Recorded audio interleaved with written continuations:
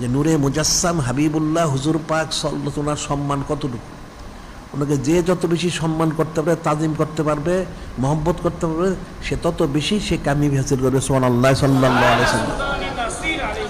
হযরত সাহাবায়ে কিরাম রাদিয়াল্লাহু তাআলা ওনারা সৃষ্টির মধ্যে সমস্ত নবী রাসূল আলাইহিস পরে সর্বশ্রেষ্ঠ ব্যক্তিত্ব। কেন? একমাত্র কারণই হচ্ছেন নূরে মুজাসসাম হাবিবুল্লাহ হুজুর পাক সাল্লাল্লাহু ওনার সুন্নাত ইখতিয়ার করেছেন। সুবহানাল্লাহ সাল্লাল্লাহু আলাইহি ওয়াসাল্লাম। এটা সোজা কথা না।